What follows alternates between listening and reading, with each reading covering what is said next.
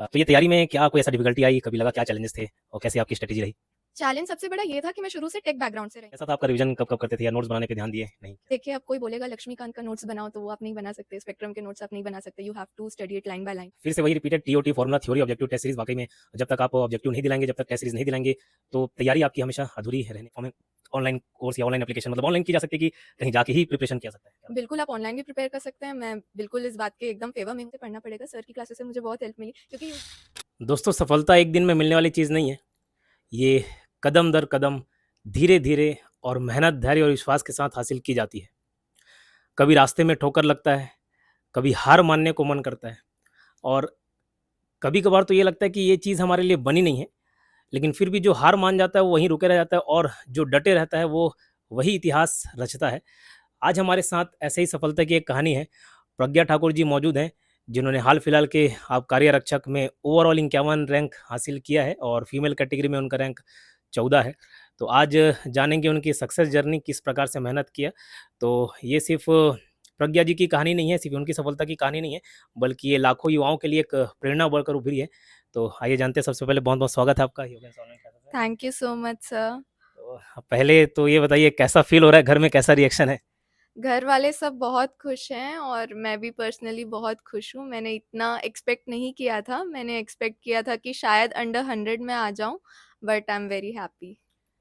क्योंकि 51 रैंक कोई मज़ाक बात नहीं है, काफ़ी अच्छा प्रिपरेशन रहा इनका, 85 मार्क्स आउट ऑफ 100 इन्होंने स्कोर किया हुआ है। तो सबसे पहले जानेंगे कि कितने घंटे पढ़ाई करते थे आप?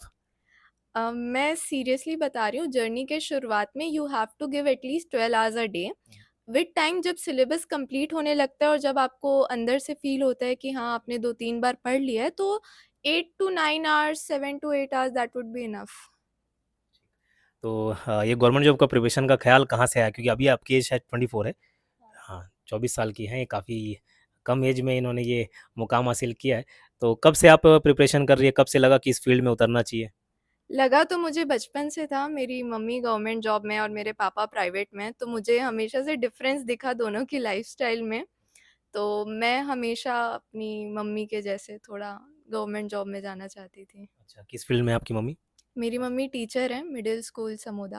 अच्छा, चलिए बढ़िया। तो ये तैयारी में क्या कोई ऐसा डिफ़िकल्टी आई, कभी लगा क्या चैलेंजेस थे और कैसे आपकी स्ट्रैटेजी रही? चैलेंज सबसे बड़ा ये था कि मैं शुरू से टेक बैकग्राउंड से रही हूँ। 11-12 भी मैंने पीसीएम ऑप्ट किया और उसके बाद मैंने मेरा बीटेक किया।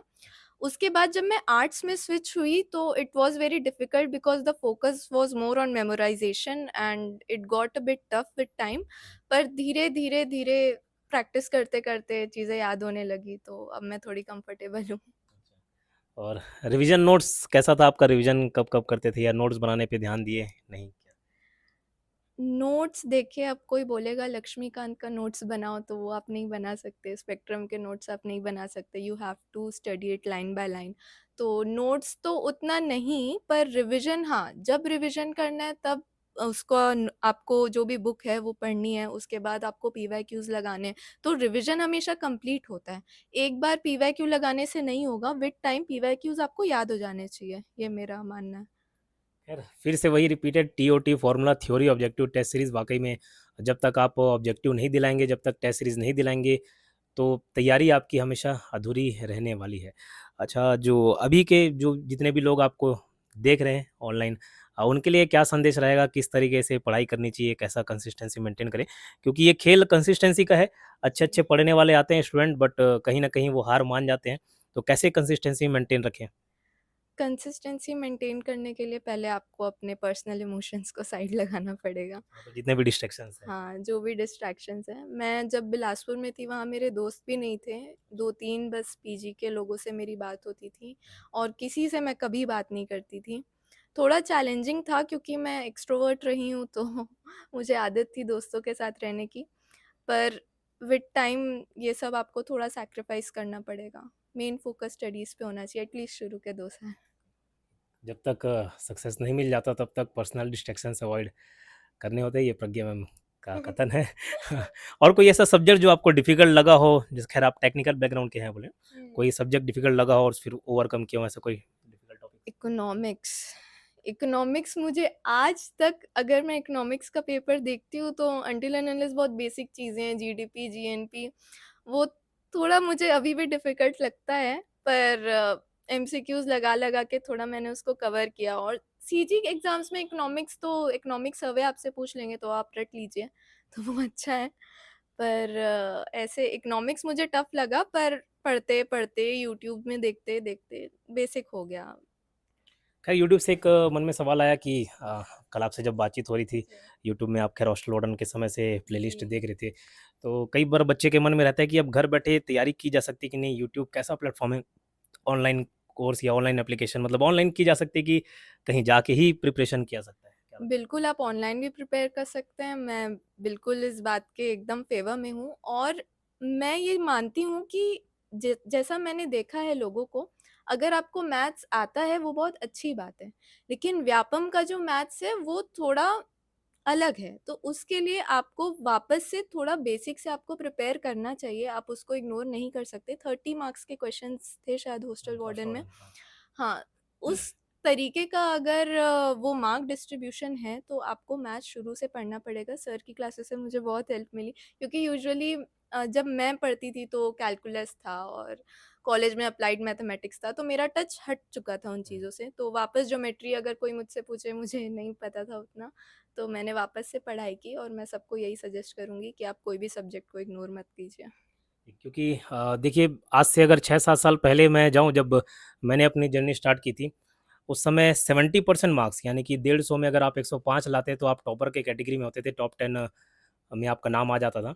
धीरे-धीरे लोगों को सुविधा मिलती गई और ख़ास करके ऑनलाइन जब मोड आया पढ़ाई का, ख़ास करके कोरोना के बाद, तब से हर बच्चे को घर बैठे, क्योंकि जहाँ हम कभी कोई एजुकेशनल हब जाते हैं, पीएससी व्यापम हब जाते हैं, जैसे बिलासपुर हो गया, रायपुर हो गया, दुर्ग हो गया, भिलाई हो गया, तो बच्चों को लाख से 2 लाख रुपए खर्च करने पड़ते थे, हर कोई वो अफ़ोर्ड नहीं कर पाता था। तब जाके उसको एक उनको एक क्वालिटी स्टडी मिलती थी। लेकिन आज वो 500, 1000, 2000, 4000 में ऑनलाइन घर बैठे अपनी तैयारी कर सकते हैं। और यही कारण है कई लोगों के मन में ये डाउट आता है कि आपने भी 85 मार्क्स स्कोर किया है, लेकिन कई किसी के मन में आता है कि कहीं धांधली तो नहीं हो गई, कोई दिक्कत। 91 फर्स्ट रैंक होल्डर का मार्क्स रहा है। लेकिन मैंने ये बात कुछ समय पहले ही कह दी थी जब सहकारिता का एग्ज़ाम हुआ था, उसके बाद से वो समय दूर नहीं जब आप देखेंगे कि 90% स्कोर करने लग जाएँगे, और वाक़ई उसका एक मेजर रीज़न ये है कि घर बैठे सभी को सुविधा उपलब्ध हो जा रही है ऑनलाइन माध्यम से। तो आप भी अपनी तैयारी इस तरीके से रखें कि अब छोड़ना कुछ नहीं है, क्योंकि ऑलमोस्ट देखिए अगर 85 मार्क्स हैं, 15 मार्क्स ही आपके पास छोड़ने का ऑप्शन है। वो ख़ैर मैं अगर मैं पूछना चाहूँ 15 मार्क्स में क्या-क्या आपसे छूटा? मतलब कोई तो टॉपिक रहा होगा जो कमज़ोर रहा होगा, वीकर सेक्शन? मुझे छत्तीसगढ़ी नहीं आती। छत्तीसगढ़ी में नहीं आता। मैं यूपी से हूँ, मैं मैथिली हूँ, मुझे मेरी फर्स्ट लैंग्वेज हिंदी, इंग्लिश और मैथिली, छत्तीसगढ़ी मुझे बिल्कुल नहीं आती। जितना जो बेसिक है, कबूतर को ये बोलते हैं, टमाटर पताल होता है, उससे ज़्यादा मुझे नहीं आता। तो अगर 5 छत्तीसगढ़ी के क्वेश्चंस हैं, हुँ, उसमें से एक सही हुआ था, वो भी लिटरेचर वाला। अच्छा। तो ये मेरा वीक पॉइंट है, जो मैं चाहती हूँ मैं आगे और इस पे काम करूँ, क्योंकि पेपर 1 में लैंग्वेज बहुत ज़्यादा है, तो इसीलिए छत्तीसगढ़ी आप प्लीज़ अपनी स्ट्रॉन्ग रखिए। और ये ज़रूरी नहीं है कि आप छत्तीसगढ़ी हैं तो आपको ये आती है, ये भी हाँ, है। खैर ये पताल वाला बोल रही है, मुझे भी नहीं मालूम था जब ये क्वेश्चन पूछा गया था। खैर अपने जितने भी वीक सेक्शन है उस पे आपको काम करना ही है, बट इनपुट-आउटपुट रेशियो का हमेशा ध्यान रखें, जिसमें ज़्यादा मेहनत और मार्क्स भी ज़्यादा आए। हर बच्चे का कोई ना कोई एक सब्जेक्ट, कोई ना कोई एक सेक्शन कमज़ोर रहता है। जैसे ज़्यादातर स्टूडेंट जिन से मैं फेस करता हूँ, इंग्लिश को लेकर वो काफ़ी परेशान रहते हैं। तो ऐसा नहीं है, हर बच्चे को कोई ना कोई एक लूप होल रहता ही है, वो प्रिपरेशन उसमें मेहनत करना ही पड़ेगा। अंतिम संदेश कोई बच्चों को देना चाहें, जो भी अपने भाई-बहन हैं, जो वीडियोज़ देख रहे हैं, कोई एक लास्ट मैसेज? कंसिस्टेंट रहिए, कंसिस्टेंसी इज़ द की। अगर आप कंसिस्टेंट नहीं हैं, तो कोई मतलब नहीं है आपके 1 दिन के 24 घंटे में से 18 घंटे की पढ़ाई का। आप रोज़ पढ़िए, जितना हो सके उसको धीरे-धीरे पुश कीजिए, बट कंसिस्टेंट रहिए। चलिए, ये थी शानदार बातचीत प्रज्ञा मैम के साथ, और जैसा उन्होंने बताया beginning is easy, continuing is hard.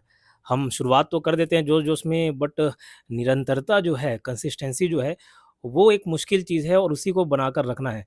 हर किसी को लगता है कि आज मुझसे नहीं होगा, ये मेरे बस की बात नहीं है। ये सिर्फ़ हमारी कहानी नहीं है, ये हर किसी की कहानी है, क्योंकि मैं जितने भी लोगों से भी सुनता हूँ, इवन टॉपर से भी, उनको भी लगता है कि शायद ये हमारे बस की बात नहीं है। लेकिन ये 1-2 दिन की कहानी होती है, वहाँ पे हमको हार नहीं मानना है, लगातार मेहनत करते चलना है। तो शायद अगला वीडियो आपके साथ होगा। चैनल को सब्सक्राइब करिए और ये सेशन कैसा लगा, अगर आपको प्रज्ञा से कुछ सीखने मिला तो आप कमेंट बॉक्स में ज़रूर बता सकते हैं। मिलते हैं नेक्स्ट वीडियो में, धन्यवाद।